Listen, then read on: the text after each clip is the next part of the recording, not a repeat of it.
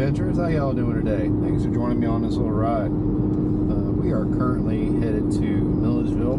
There's some stuff I need to pick up before I head down to Valdosta, and then we've got the father-in-law getting out of the hospital in Jacksonville. We'll be bringing him home. For the adventurers, well, actually for everybody, because this would be the 5th time I've recorded this video, and through my own errors, none of it has come to light, because the first time I did it, I didn't like the setup here in the Jeep. This is when I was coming back up from Valdosta after he wrecked his motorcycle. I didn't like the view. I didn't like quite how the words were flowing out of my mouth, but it was what it was. So I also did the same video with the GoPro 9 right after recording with the 360, just to kind of change my wording a little bit and give me a different view. Well, apparently I forgot to hit the record button, so none of that got recorded, which I found out when I got home to do the editing. So I was like, okay, not a problem. Got on the bike, put up the cameras, or put the cameras on, and rode to my mom's house to work on her generator for her and record some videos while I was going. Recorded a really good video. I got to look at it last night. The view was excellent. The audio was fine. Somebody wants my attention. I liked it. Now I tried recording a video on the GoPro 9 coming back as well, and there was no audio on it. I have no idea what I'm doing wrong with that GoPro 9, guys. Sometimes it picks up mic audio, sometimes it doesn't. I don't know. But when I got to the computer, hooked up the 360, and got ready to edit it, I caught myself removing stuff in excess, what I thought was off the computer. Turns out, what I was looking at and what I was deleting was actually the footage off the 360. So I deleted the entire videos that I had still sitting on the 360. Some from the camp out, like me doing a tour around the camp out, talking to a few folks. The slow races, the beanbag toss, all those were still on the 360, and because of me, they got deleted. So it is what it is. But I'm recording them again now. Like I said, the 4th or 5th time trying this. It is the 5th, because I've done it twice with the 360 and twice with the Hero 9. But here's where we're at. I'm setting cruise control, so I ain't got to worry about that. That's something that happened in the other video. I realized I was going way too fast and needed to have cruise control on, so I had to set on cruise control. And I've already done that now. So here's the topic. 5 minutes of your time. Group rides or pack rides. Benefit rides where you're riding with multiple people. These are a few things to keep in mind, keep an eye out for, and to be aware of before you go into these situations. First off, let me say this. Group rides can be a lot of fun. They are very enjoyable, with a reason. The camaraderie with the group as they're going through wherever they're going, and they get to where they're going. Everyone's had a good time. Everyone's loving it. Good vibes. Amazing vibes. I've been on quite a few group rides, and they've been really well. No problems with them. But then I've been on a few group rides where things did not go so well. Situations where other riders are newer to group rides or newer to riding in general, in which case you probably shouldn't be in a group ride to start with. If you're just still learning how to operate the motorcycle, label out, y'all see that? I learned that 15 years ago or some odd stuff. 10 years ago? I don't know, learned it like 10, 15 years ago. Label out. Like I was saying, if you're new to riding, group rides should be something you avoid, because you are still not only learning the ins and outs of motorcycling, right, but you're also learning in and outs of your particular motorcycle. All bikes are different, even brand new production bikes. My 23 Lowrider ST, even though it's the same bike as someone else's 23 Lowrider ST, if neither one of us have modded the bikes, they should be identical, but they will still operate slightly different due to how the other rider rides their bike versus how I ride my bike. Certain parts are going to be worn down differently because of that.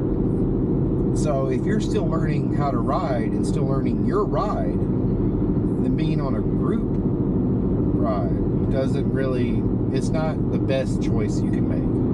I'm not saying it's going to go bad. There's no way for me to know that. But it has the potential, and in two situations, a newer rider that I was a witness to hit a blocker because that rider was still learning how to ride and had never been in a group ride before. He didn't understand what the blockers were for.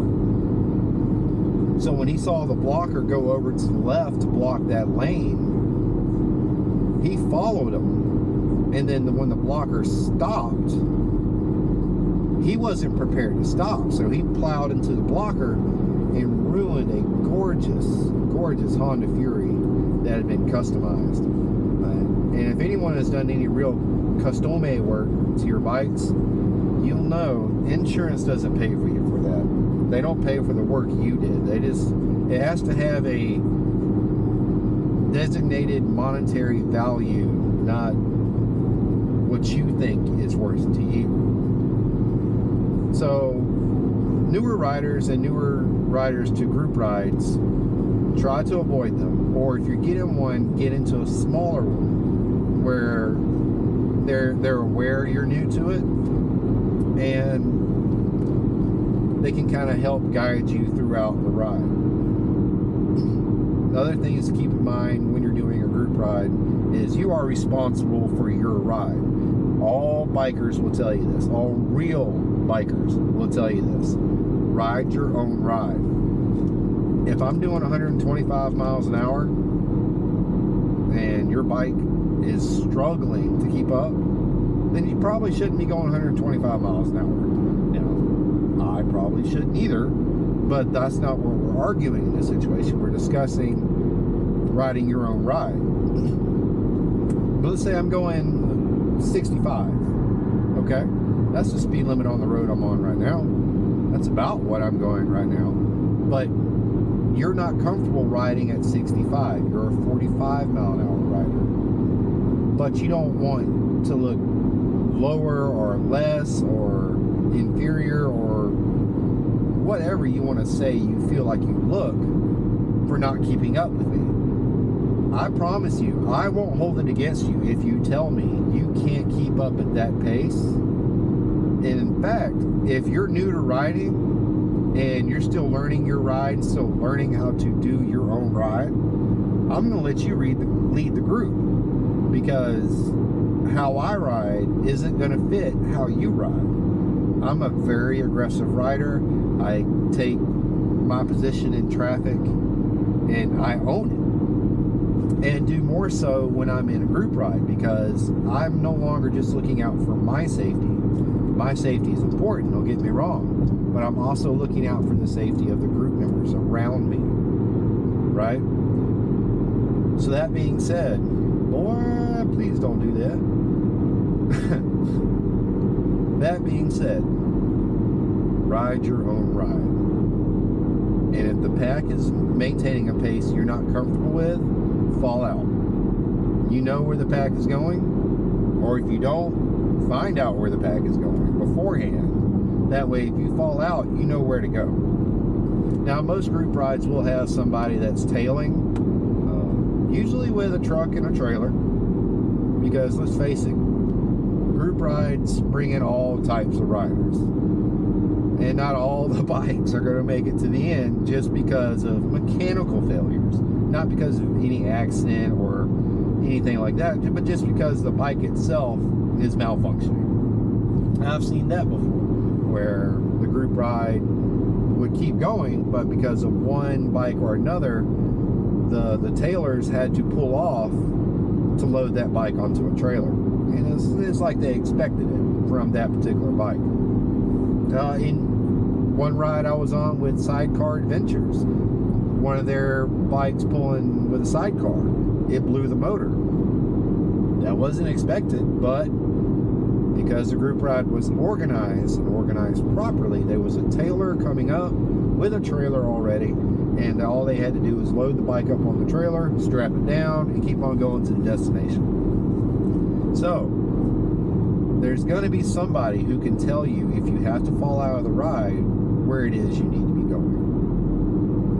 Things to look out for while you're in a group ride, all right? You know where you're going. You know you're going from point A to point B.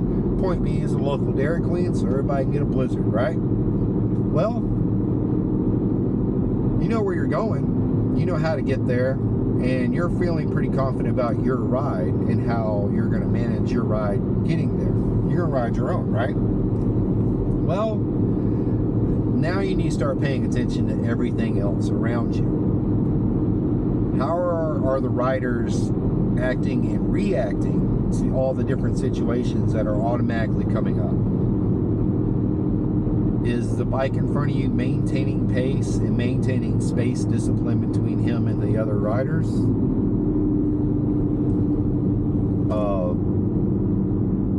Is the riders behind you, are they maintaining space discipline and not coming up onto your rear tire or having to come over to your left or to your right because they're not watching how the pack is speeding up or slowing down or whatever the situation is? That's what you need to be watching out for. Because, quite frankly, it's the riders not paying attention and not riding the proper group ride etiquette that's going to cause a problem. And in all the situations where there's been an accident in a group ride, in my experience, now that is from my experience, has been from the fault of someone else not paying attention. And that caused an accident, and they caused secondary accidents after that. So you have got to pay attention to, we'll get to secondary accidents in a second, don't you worry, Adventures. You've got to pay attention to the riders around you and how they're riding. Now, in group rides, I've been behind someone who couldn't maintain the pace of the pack, and he would speed up, leaving a huge gap between me and him. And of course, then the folks behind me. So I would have to speed up, and then I would be coming up, maintaining my speed, getting the space where it needs to be, and then he would start slowing down again. And of course, then the whole rear of the pack is now dropping back again because this guy can't maintain his location, his spot in the pack. He's not doing it right.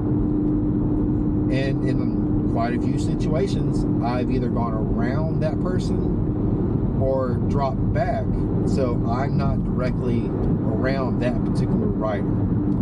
Because like I said, it's going to be those type of riders that are going to cause an accident. And when accidents happen, this is what you kind of need to know, Adventurers. Picture it like a water hose, okay? You turn on your water hose, you point it out to the sky, and the water's just spewing, right? It's just going. Nothing's stopping it, it's just going. It's going to maintain that stream until it reaches to the end, right? So now we're taking that water hose and pointing it down onto the ground. Picture the motorcycle pack being that flow of water. Now, while you have it up in the air and it's got free flow, nothing's stopping it. The pack is going, the pack is flowing, right?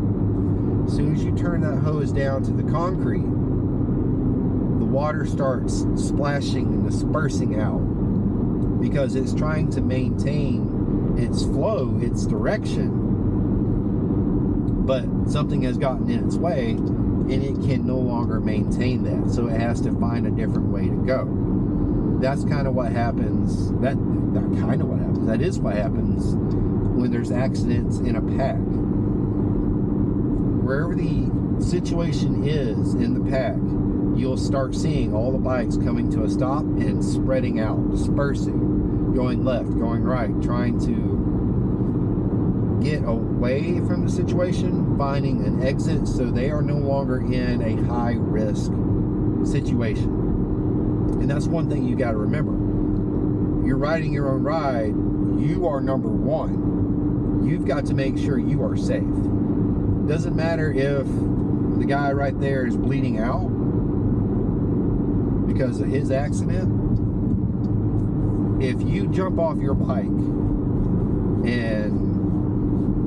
or don't jump off your bike, let's say you stop your bike because you're going to run up there and help the guy, but you don't keep in mind what's going on behind you, and the rest of the pack catches up and they can't stop because their bike is slightly different than yours. Catastrophic Shadow does not stop nowhere near as quickly as the CTX nor the ST.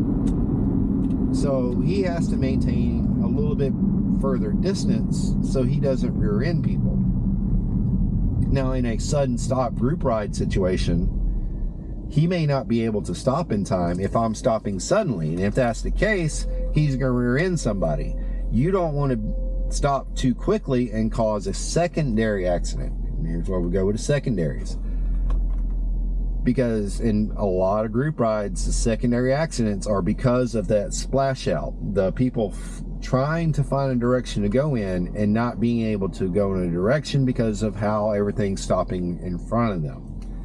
Now, in one of the worst group rides I've been in that had an accident, the ride itself was fantastic. The accident was what made it horrible.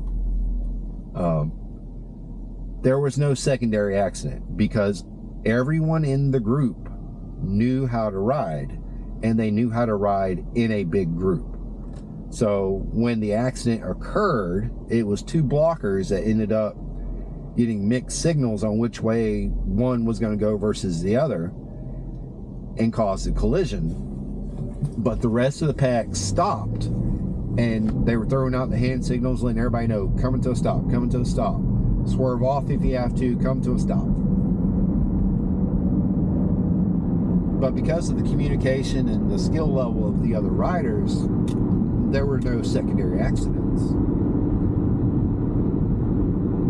And one of the things I learned in EMT school is, and I know we are well beyond 5 minutes of your time. This is going to be, I'm going to put it in 5 minutes of your time, which guys, y'all know how I do it. It's never exactly 5 minutes of your time. I appreciate the time you're giving me for this. And I hope you like this view of being the passenger of the Jeep while I'm riding up to Milledgeville before I go down south. What I learned in EMT school is the first 2 steps of responding to an accident, and this has stuck with me, is scene safety. Is the scene safe? If you go to respond to that guy bleeding out and you get creamed by a truck coming up behind you, you can't help that guy bleeding out. He's still going to bleed out. You're dead too. Both of you are going to die because you didn't maintain scene safety and weren't aware of your situations. I've seen videos where officers responded to incidents, an accident, and